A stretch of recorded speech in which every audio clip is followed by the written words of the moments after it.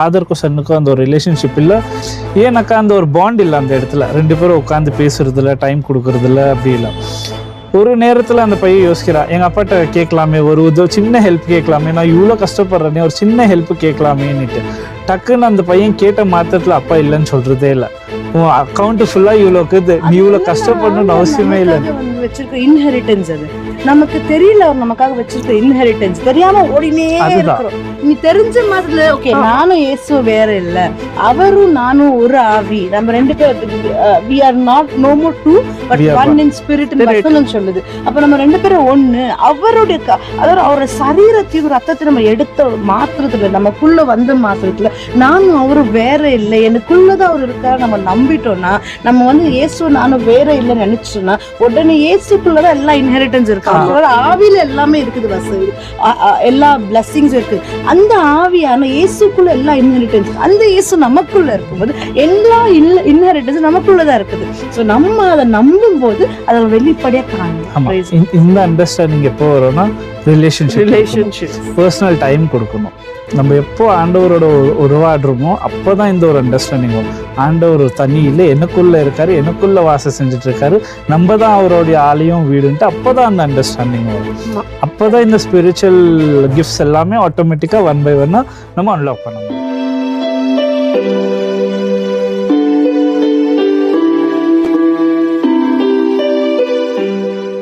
Welcome to the show. இன்னைக்கு நம்ம பார்க்க போறது என்னன்னா, பைபிள்ல இப்படியே இருக்கு நிறைய மிஸ்ட்ரீஸ், டீப்பர் ட்ரூத் பைபிள்ல இருக்கு. அது நமக்கே சில டைம் தெரியாம போகுது. அது என்னன்னு தான் நம்ம பார்க்க போறோம் இன்னைக்கு. இந்த ஷோவை பார்த்து நிறைய காரியம் நம்ம கற்றுக்கொள்ள போகிறோம். Price God. காட் வந்து இந்த உலகத்தை படைச்சாரு. ஏப்ரஹாம், அதுக்கப்புறம் கிடியன், நிறைய பேர் வந்து ரொம்ப விசுவாசத்துல வந்து வாழ்ந்திருக்காங்க. அந்த விசுவாசம் எங்கிருந்து வந்தது? முதலாவது தேவன்கிட்ட வந்து. அப்போ தேவன்கிட்ட வந்ததுன்னா தேவன் அப்போ எந்த மாதிரி பேசியிருப்பாரு, எப்படி அவருடைய கிரியேஷன் இருந்திருக்கும், என்ன நினைக்கிறீங்க? சரி, இப்போ நம்ம பைபிள் வேதத்தின் பிரகாரம் பார்த்தோம்னாக்கா, கடவுள் இந்த உலகத்தை படிக்கக்குள்ள இந்த பூமி வந்து ஒரு இருள் சூழ்ந்த பூமியாக தான் இருந்தது. நம்ம இன்னைக்கு என்ன பார்க்குறோமோ அவர் படிக்கக்குள்ள இந்த விஷயம்லாம் இல்லாத இருள் சூழ்ந்து தான் இருந்தது. அப்போ ஆண்டவர் அவருக்கு என்ன வேணுமோ அதுதான் பேசினார். அவருக்கு எது பாத்திரம் அது பேசல. அவர் இங்கே ஒளி உண்டாகட்டோன்னு ஒளி உண்டாச்சு. 5 days அவருக்கு என்ன தேவையோ அது எல்லாமே கம்ப்ளீட்டாக பேசிட்டு தான் 6வது நாள் மனுஷனை உருவாக்குனார் அந்த உலகத்துக்கு. ஸோ காட்ஸ் லாங்குவேஜ் எப்படி இருக்குனாக்கா, அந்த சமயத்தில் வேதத்தில் பார்த்தோம்னாக்கா அவருக்கு என்ன தேவையோ அதை தான் பேசினார். அவர் எது பார்த்தாரோ இது வேணும்ன்ட்டு அவர் பேசல. இங்கே ஒளி உண்டாகட்டும்னாரு, அந்த இடத்துல ஒளி உண்டாச்சு. அப்போனா அவருடைய அத்தாரிட்டி அவருக்கு தெரியும். நான் இது பேசினா இந்த விஷயம் நடக்கும்னுட்டு அவருடைய அத்தாரிட்டியை வச்சு அவர் பேசினார். ஸோ அப்போ அதிகாரத்தை வச்சு அவர் வந்து பேசிட்டார். நீங்க என்ன நினைக்கிறீங்க? காட்ஸ் நேச்சர், அவருக்கு வந்து இமேஜினேஷன், அந்த இமேஜினேஷன்ல பவர் இருக்கு. இப்ப அவர் இமேஜினேஷன் பண்ணி அவருக்கு என்ன வேணுமோ அதை வந்து ஸ்பீக் அவுட், அந்த வார்த்தை பேச மாத்திரத்துக்கு அது உண்டாவுது. வானம் உண்டாவுது, பூமி உண்டாவுது. அவர் வாயில பேச வரும்போது அந்த வார்த்தைக்கு பவர் இருக்குது. அவரோட வார்த்தைக்கு பவர். அப்போ வேர்ட் ஹேஸ் பவர். அந்த வார்த்தையில தான் அந்த அதிகாரத்தோட சொல்லும் போது அது எல்லாமே உண்டாகுது. அதுதான் அவரோட சாயல்ல நம்மள படிக்கிறார். இப்போ ஆண்டவர் வந்து அவர் வந்து அவரோட சாயல நம்மள படிச்சிருக்காரு. அவரோட சாயல் நம்மளை படிக்கும் போது அவர் வந்து நீங்க சொன்ன மாதிரி என்ன வேணுமோ அதை வந்து அவர் பேசுவார். இந்த உலகத்தை அவர் பார்க்கும்போது இருள் சூழ்ந்திருந்தது. It was void, it was அதாவது ஃபார்ம்லெஸ், இட் வாஸ் ஃபார்ம்லெஸ் அப்படின்னு. ஆனா தேவன் அதை பார்த்து என்னடா இது இவ்வளவு இருட்டா இருக்கே, இவ்வளவு ஃபார்ம்லெஸ்ஸா இருக்கே, வாய்டா இருக்கே அப்படி சொல்லவே இல்லை. அவர் என்ன பண்ணாருன்னா பார்த்து அவர் பேசாம என்ன வேணுமோ பேசினார். என்ன வேணும் அவருக்கு? இங்க ஒளி உண்டாகட்டும், இங்க நீர் இருக்கட்டும், வானம் இருக்கட்டும், வெளிச்சம் இருக்கட்டும், என்ன வேணுமோ அதை பேசினார். இப்ப நீங்க சொன்னீங்க இல்லையா இமேஜினேஷன், அவர் ஆல்ரெடி இமேஜின் பண்ணாரு. என்ன பண்ணாரு? இங்க வெளிச்சம் இருக்கணும், இங்க ஒளி இருக்கணும், இங்க வானம் இருக்கணும்னு. அதனாலதான் நீங்க பாத்தீங்கன்னா let there be light ன்னு சொல்லிட்டு அந்த லைட் வந்த உடனே அவர் ஒரு படைப்புக்கு அடுத்து அவர் என்ன சொல்றாரு? It is good, it was good. அப்படின்னு. ஏன்னா அப்பனா அவர் இமேஜின் பண்ணிருக்காரு, இமேஜின் பண்ணது போலவே வந்ததுனால இட் இஸ் குட். ஓ, நான் இமேஜின் பண்ணது போலவே வந்துடுச்சு. அப்ப என்னன்னா அவர் பார்க்கறது பேசாம அவர் என்ன வேணுமோ அதை பேசுறாரு. அததான் அவரோட சாயல நம்மளையும் அவருக்கு அவர் விருப்பப்படுறாரு. அவர் நம்மளோட சாயல படிச்சிருக்காருன்னா அவரோட குணாதிசயங்கள், அவருக்கு உருவம் கிடையாது, அவரோட நேச்சர் கேரக்டரிஸ்டிக். அப்ப அதன்படி நம்ம இருக்கணும் அப்படின்னு. அதுக்கு எக்ஸாம்பிளா தான் நம்ம ஏப்ரஹாமை பார்த்தோம். இப்ப நம்ம வந்து நிறைய காரியம் ஏப்ரஹாம் விஷயத்த நம்ம பார்த்தோம்னா, ஏப்ரஹாம் வந்து இப்ப கிரேஸ் பாத்தீங்கன்னா உலகம் படைக்கிறதுக்கு முன்பதாகவே, உலகம் ஃபார்ம் ஆகிறதுக்கு முன்பதாகவே கிரேஸ் இருந்தது. அந்த கிரேஸ் இருந்ததுனாலதான் ஏப்ரஹாமுக்கு லா கொடுக்கப்பட்டது.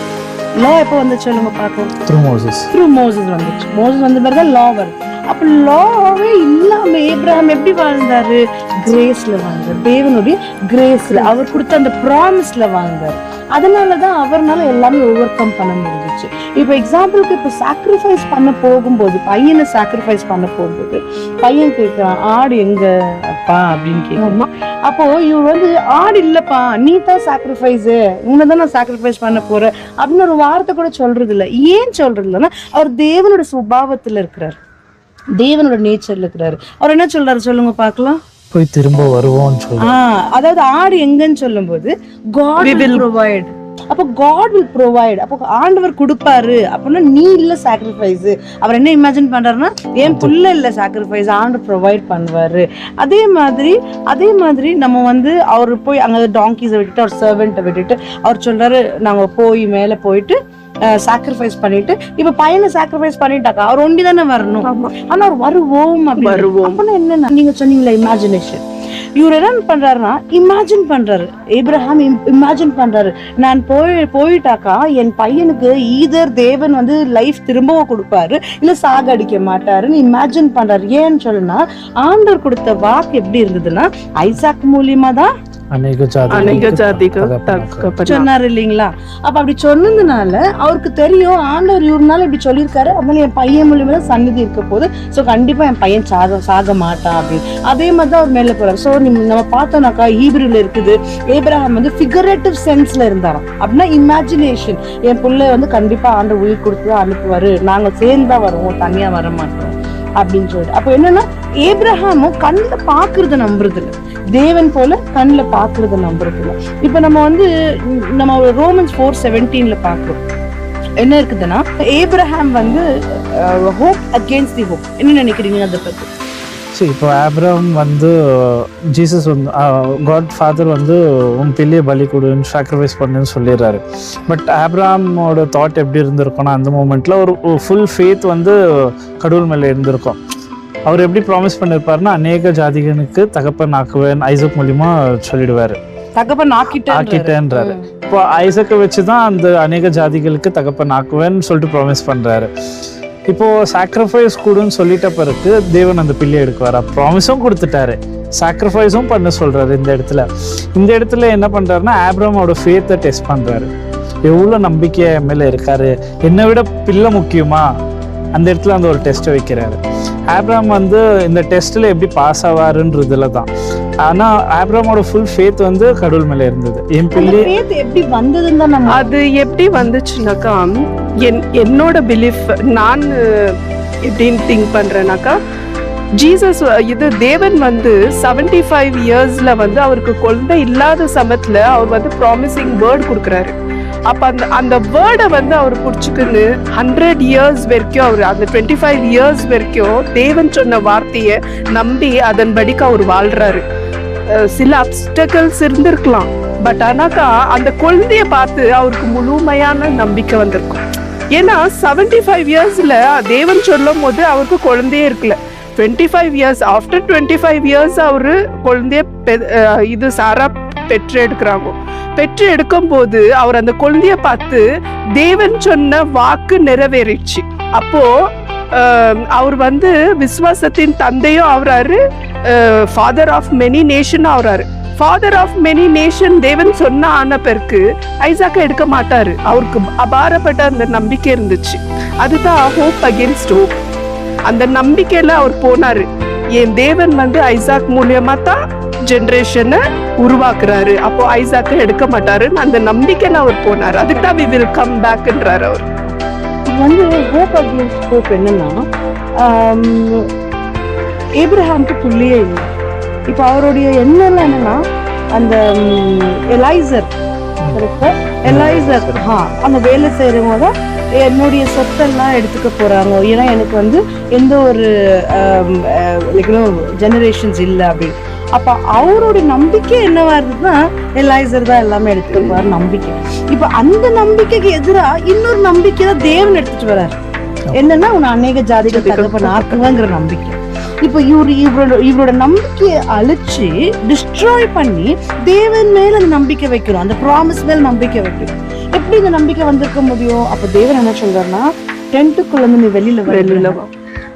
டென்ட் இப்படி இருக்குது, நீ தலை தூக்கி பார்க்க டென்ட் தான் இருக்குது. அப்படின்னா என்ன அர்த்தம்னா, உன்னுடைய பிரச்சனை, உன்னுடைய நம்பிக்கை, உன்னுடைய தாட்ஸ்ல இருந்து நீ வெளியில வா.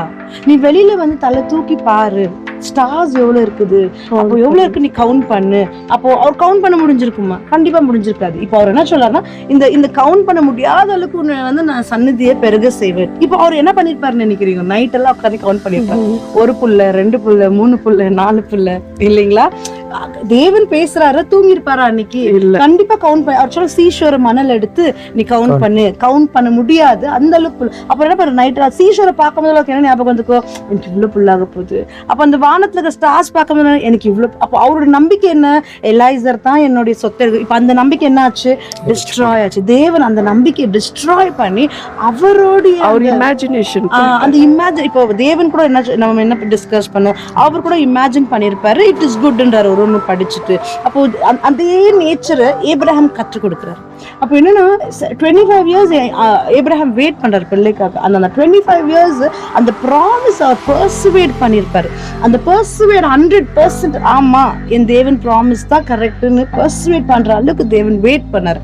அப்போ அந்த அதாவது நான் நினைக்கிறேன் ஒரு 90 இயர்ஸ்க்கு மேலதான் இருக்கும்னு நினைக்கிறேன். அதுக்கப்புறம் தான் அவர் யோசிக்கிறாரு, எலைசர் எல்லாமே எடுத்துப்பார் போல தருது, எனக்கு ஒண்ணுமே இல்லை. எலைசர்ங்கிறது ஒரு நம்பிக்கை. அதுக்கப்புறம் தான் தேவன் வந்து அதை டிஸ்ட்ராய் பண்ணி அவர் மேல அவர் வாக்கு நம்புற அளவுக்கு அவர் கொண்டு வர்றாரு, அந்த இமேஜினேஷன் கொண்டு வர்றாரு. இப்ப அவர் இமேஜின் பண்ண it's a greatest gift. Imagination is a greatest gift. என்ன பண்ணிட்டானா ஈவில், இந்த எனிமியானவன் என்ன பண்ணிட்டான்னா, ஆண்டவருக்கு என்னென்ன மகிமை வருதோ அதெல்லாம் அவன் பேர் மேல எடுக்கும். அப்போ இமேஜினேஷன்ங்கிறது பாசிட்டிவா நம்ம இமேஜின் பண்ணி நம்ம அதை வந்து மேனிஃபெஸ்டேஷன் ஆகுற அளவுக்கு நம்ம பார்க்கணும். ஆனா அதையும் அவன் க்ளோரிக்கு எடுத்து நம்மள தப்பா இமேஜின் பண்ண ஆரம்பிச்சிட்டோம். வாழ்க்கையில எல்லாம் நெகட்டிவ் திங்ஸ், ஐயோ எனக்கு வேலை கிடைக்கிற லைஃப் என்னவோ இப்படி ஆயிடும், அப்படியே ஃபியூச்சர் வரைக்கும் நம்ம யோசிக்க ஆரம்பிச்சிடும்.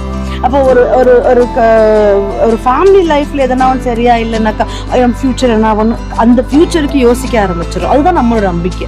அந்த நம்பிக்கையை டிஸ்ட்ராய் பண்ணி தேவன் நமக்கு என்ன ப்ராமிஸ் பண்ணிருக்காரு, உன்னை அநேக ஜாதிகள் தகப்பன் ஆக்கிட்ட. அதாவது தகப்பன் ஆகிறதுக்கு முன்னாடியே தகப்பன் ஆக்கிட்ட.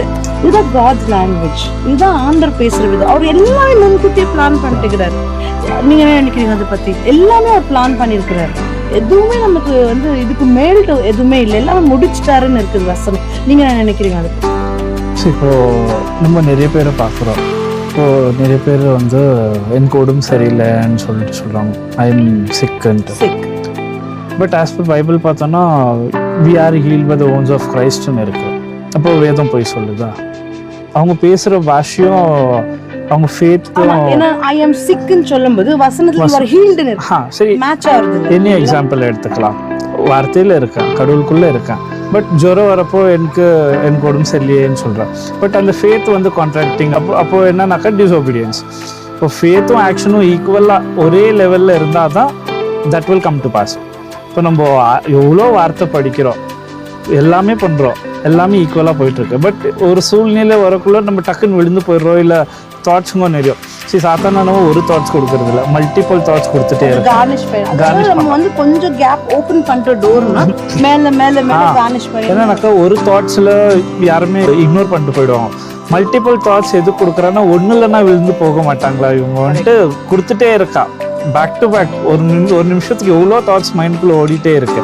இந்த தாட்ஸில் ஒன்றில் விழுந்து போனால் அது என்ன ஆயிடுதுன்னா மல்டிபிள் தாட்ஸ், அது வந்து கம்ப்ளீட்டாக சின்னுக்குள்ளே எடுத்து போயிடுது. நம்ம ஸோ அதே மாதிரி தான் சிக்னஸ். இப்போது நம்ம வார்த்தைக்குள்ளே இருக்கோம், நம்மளுக்கு உண்மை தெரியும் we are healed by the wounds of Christ. But நம்ம சொல்கிற வார்த்தை இருக்கு இல்லையா, ஸோ ஆண்டவர் எது வேணுமோ அதை தான் பேசினார். பட் நம்ம அப்படி பேசுறது இல்லை. நம்ம என்ன பண்ணிடுறோம்னா அந்த சூழ்நிலை வரப்போ விழுந்து போயிடுறோம். எனக்கு உடம்பு சரியில்லை, தலை வலிக்குது, வயிறு வலிக்குதுன்னுட்டு அந்த மாத்திரத்தில் என்ன ஆகுது, நிஜமாவே சிக்னஸ் நமக்குள்ளே வந்துடுது.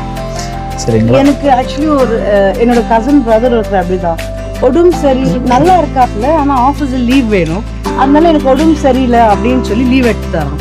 அதான் மறுநாள் வந்து நிஜமாவே உடம்பு சரியில்லை, ஏன்னா அவங்க ஓபன் பண்ணிடுறாங்க டோர், அந்த டோர் ஓபன் பண்ணிடுறாங்க. அதாவது வேர்ட் ஹேஸ் பவர் சொன்னீங்களா, வேர்ட் ஹேஸ் பவர். நீங்க என்ன பேசுறீங்களோ அதுதான் நடக்கும். சம்டைம்ஸ் எனக்கு உடம்பு சரியில்லைனாலும் எனக்கு உடம்பு சரியில்லைன்னு சொல்லி நான் லீவ் எடுக்கிறது கிடையாது. ஏன்னா எதுக்கு நாமளே டோர் ஓப்பன் பண்ணோம் அப்படின்னு. ஸோ ஏப்ரஹாமுக்கு இந்த மாதிரி அநேக தாட்ஸ் இல்லாம இருக்காது. இப்போ நமக்கு வந்து நிறைய மைண்ட் டைவர்ட் பண்றதுக்கு டெக்னாலஜி அந்த அளவுக்கு வளர்ந்துருக்குது. ஆனா அந்த காலத்துல ஏப்ரஹாமுக்கு என்ன இருந்திருக்கும், இந்த ஆடு மாடு அந்த டென்ட் விட்டா என்ன இருந்திருக்கும், அப்போ எவ்வளவு தாட்ஸ் போயிருக்கோம், எவ்வளவு ஒரு கோத்ரூ பண்ணிருப்பாரு. ஆனா அதற்கு மத்தியில அது காடோட ப்ராமிஸ் 100% பர்சனல் பண்ணதுனாலதான் அது வந்து அவரு அதாவது இமேஜின் பண்ண அது உண்மையா மாறிச்சு. அவர் அநேக ஜாதிகளுக்கு தகப்பன் ஆனாரு.